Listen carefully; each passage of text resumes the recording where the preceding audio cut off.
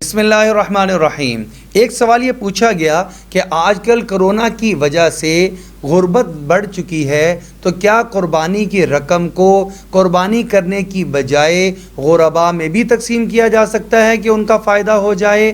کیا ہمیں اس کے ذریعے سے قربانی کا اجر اور ثواب بھی حاصل ہو جائے گا یا نہیں؟ تو اس کا جواب سماعت فرما لیجئے۔ اللہ رب العزت نے ہر ایک حالات کے مطابق احکامات نازل فرمائے ہیں۔ آدمی کے لیے جس چیز کا جو مقام اللہ رب العزت نے متعین فرما دیا ہے، اس سے فرق ڈالنا یا اس مقام کو بڑھا دینا یا گھٹا دینا، اس بات کی اجازت اللہ رب العزت نے انسان کو عطا نہیں فرمائی ہے۔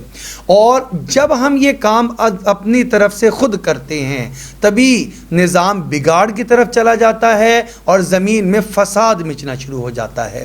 اس لیے قربانی کے دن قربانی جس پر واجب ہے، قربانی کا جانور قربان کر کے ہی وہ اللہ رب العزت کی خوشنودی اور رضا کو حاصل کر سکتا ہے۔ لہذا یہاں پر دو باتیں ہیں۔ پہلی بات تو یہ ہے کہ غریب پر قربانی ویسے ہی واجب نہیں ہے، غریب تو یہ خرچ کرے گا ہی نہیں، لیکن غریب اس قربانی کی وجہ سے بہت سارے طریقوں سے مال کو کما ضرور لے گا۔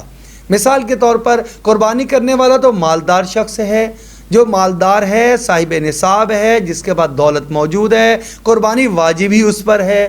اب اس نے اپنے قربانی کے لیے جب جانور خریدا تو یہ جانور پالنے والے جو ہیں وہ غریب لوگ ہوا کرتے ہیں، جن کا پورا معاش کا ذریعہ ہی اس پر ہوا کرتا ہے۔ لہٰذا قربانی کرنے کی وجہ سے اس غریب کا مویشی اور مال جو اس نے سارے سال پالا پوسا وہ بکے گا، اس کو نفع چلا جائے گا۔ لہذا ایک طریقے سے غریب کو نفع حاصل ہو گیا۔ پھر اس کا چارہ جہاں سے یہ لے گا تو چارہ بونے والے، کاٹنے والے وہ بھی غریب، چارے کو بیچنے والے وہ بھی غریب، کسائی آئیں گے تو قربانی کرنے والے وہ بھی غریب۔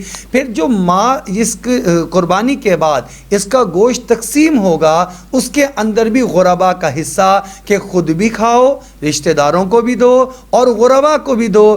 تو ہر ایک اعتبار سے قربانی ہے ہی غریبوں کے فائدے کے لیے۔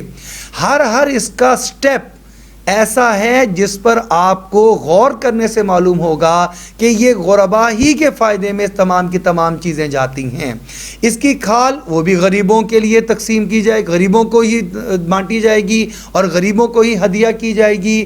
اور جو اس کا کاروبار کرنے والے ہیں، جب وہ کھال کو لیں گے تو وہاں پر بے شمار مزدور طبقہ جو اس موقع پر محنت مزدوری کرتا ہے اور پیسے کما کر اپنے بچوں کا پیٹ پالتا ہے، یہ سارا کا سارا سرکل جس میں بے شمار شعبہ جات کے غربا فائدہ اٹھائیں گے، یہ قربانی کرنے سے ہی حاصل ہو سکتا ہے۔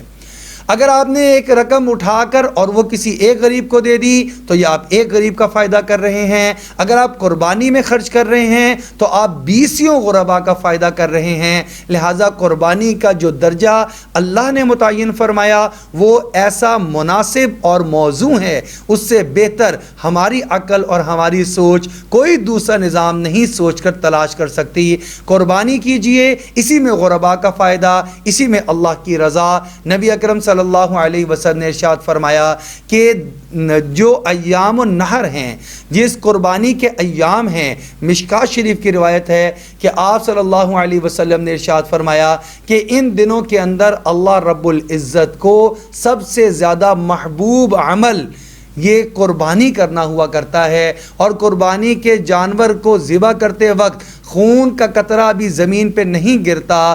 اس سے پہلے اللہ رب العزت اس قربانی کو درجہ قبولیت عطا فرما دیتے ہیں۔